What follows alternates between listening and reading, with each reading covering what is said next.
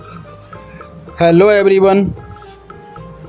आज की अपनी क्लास में हम सीखेंगे ए और आई की मात्राओं में अंतर।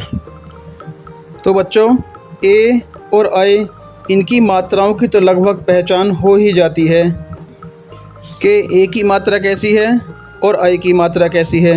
लेकिन मेन प्रॉब्लम होती है इनके यूज़ करने की, कि हम ए की मात्रा कहाँ यूज़ करें और आई की मात्रा कहाँ यूज़ करें। तो आज की अपनी इस क्लास में हम यही सीखने वाले हैं कि हमें किस शब्द पे ए की मात्रा यूज़ करनी है और कौन से शब्द पे आई की मात्रा यूज़ करनी है। इसलिए आज की अपनी ये क्लास बहुत ही इम्पोर्टेंट और नॉलेजफुल होने वाली है। तो आप लोग जल्दी से एक प्यारा सा लाइक कर चैनल को सब्सक्राइब कर लें और बेल आइकन भी प्रेस कर दें, जिससे आप लोग इस तरह की किसी भी क्लास को मिस ना कर सकें। तो चलिए बिना समय गवाए शुरू करते हैं आज का अपना ये क्लास।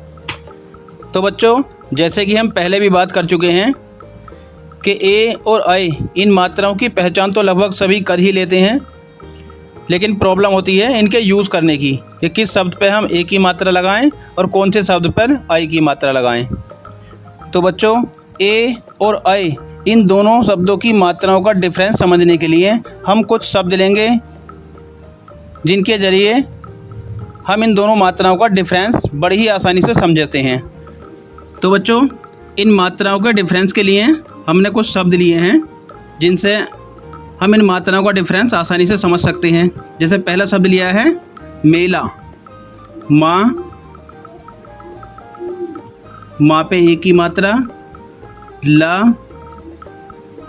ला पे आ की मात्रा।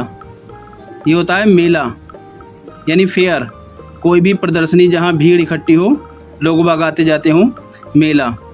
इसी तरह से अगर माँ पे आई की मात्रा लगा दें, जैसे माँ और माँ पे आई की मात्रा, ला पे आ की मात्रा, शब्द वही हैं, सिर्फ एक मात्रा का अंतर है। तो आप देखें, ये हो जाता है मेला यानी गंदा। पहला डिफरेंस, एक मात्रा ने कितना अंतर दिखा दिया। पहला शब्द है मेला यानी फेयर, जहाँ भीड़ भाड़ इकट्ठी हो, और दूसरा शब्द का मतलब निकलता है मेला यानी गंदा। इसी तरह से दूसरा शब्द लेंगे हम, जैसे बा पे ए की मात्रा और रा। ये होता है बेर, फल। बेर आप जानते ही हैं, सबने खाए होंगे। इसी तरह से अगर यहाँ आई की मात्रा यूज़ करें, जैसे बा पे आई की मात्रा और रा, तो ये बन जाता है बैर। बैर यानी कि किसी से नफरत करना, घृणा करना, बैर रखना। एक मात्रा ने कितना बड़ा डिफरेंस कर दिया। इसी तरह से अगला शब्द लेते हैं माँ पे ए की मात्रा और ला, मेल, यानी एक दूसरे से मिलना जुलना, मेल। इसी तरह से अगर इसका आई की मात्रा में शब्द लें, तो माँ पे आई की मात्रा और ला,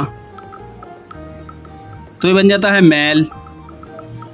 अब आप डिफरेंस समझ लें, मेल यानी एक दूसरे से मिलना जुलना और मैल यानी गंदा। कितना डिफरेंस हुआ। इसी तरह से अगला शब्द है बा। राइटिंग में ना जाएं आप, क्योंकि माउस से अच्छी तरह से नहीं लिखा जा रहा है। बा पे ए की मात्रा और ला, ये हो जाता है बेल, फल, तरबूज या खरबूज की बेल। और इसी तरह से अगर लें बा पे आई की मात्रा और ला, तो बन जाता है बैल यानी ऑक्स, एक पशु। अब आप समझ लें एक मात्रा ने कितना बड़ा डिफरेंस कर दिया। इसी तरह से और कुछ शब्द लेते हैं, जैसे चा पे ए की मात्रा और ना, तो होता है चैन। जैसे गले में चैन पहनते हैं, तो ये चैन हो जाता है। और इसी तरह से चा पे आई की मात्रा और ना, ये होता है चैन यानी सुकून। तो एक मात्रा ने कितना डिफरेंस कर दिया, शब्द का सारा मतलब ही पलट कर रख दिया। इसी तरह से अगला शब्द लेंगे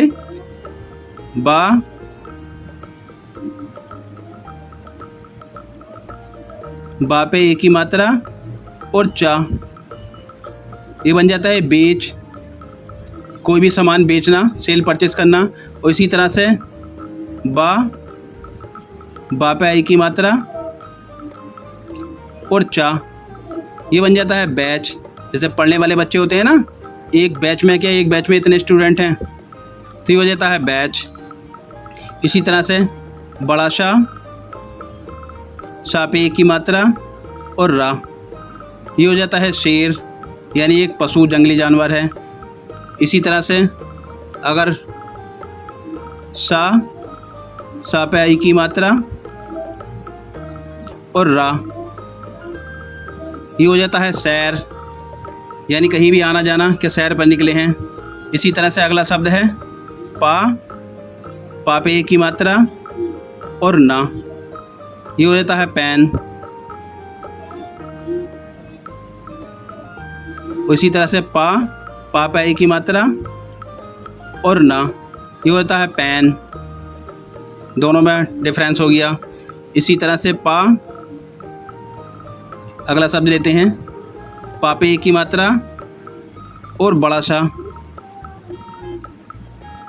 आ की मात्रा, ये हो जाता है पेशा, यानी किसी का कोई काम, जैसे टीचर है उसका पेशा है पढ़ाना, वकील है उसका पेशा है अदालत में जाना, जिसका जो काम है यानी पेशा। इसी तरह से अगर इसका दूसरा शब्द लेते हैं, जैसे पा पे आई की मात्रा और सा पे आ की मात्रा, तो ये बन जाता है पैसा, यानी मनी। अब आप डिफरेंस समझ लें, एक मात्रा ने कितना बड़ा अंतर कर दिया, डिफरेंस कर दिया।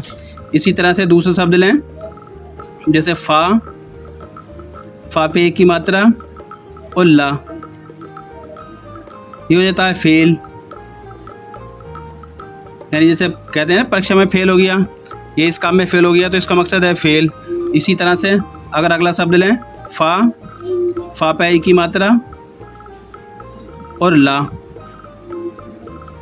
ये हो गया फैल। कहते हैं ना फैल के मत बैठ, सीधा होकर बैठ, तो ये हो गया फैल। इसी तरह से अगला शब्द लेते हैं, जैसे भा पे ए की मात्रा और सा, ये हो जाता है भेस। इसी तरह से अगर इसका मिलता जुलता शब्द लें, भा पे आई की मात्रा और अंक की बिंदी और सा, तो ये हो जाता है भैंस। अब आप समझ लें एक मात्रा ने कितना बड़ा डिफरेंस कर दिया। तो मात्रा का डिफरेंस समझना बहुत ज़रूरी है। तो बच्चों, मुझे आशा ही नहीं बल्कि पूर्ण विश्वास है कि आज की इस क्लास से आपने बहुत कुछ सीखा होगा और आपको ए और आई इन दोनों अक्षरों की मात्राओं में जो अंतर है इसे अच्छी तरह से समझ लिया होगा। और आपने ये भी अच्छी तरह समझ लिया होगा कि ए की जगह अगर हम आई की मात्रा लगा दें तो उस शब्द का मतलब ही पलट जाता है। तो बच्चों, आज की इस क्लास में बस इतना ही। हम फिर मिलेंगे नई क्लास में, जिसमें हम सीखेंगे ओ की मात्रा और ओ की मात्रा से बने शब्दों को। तो चलिए फिर मिलते हैं नई क्लास में। Bye bye.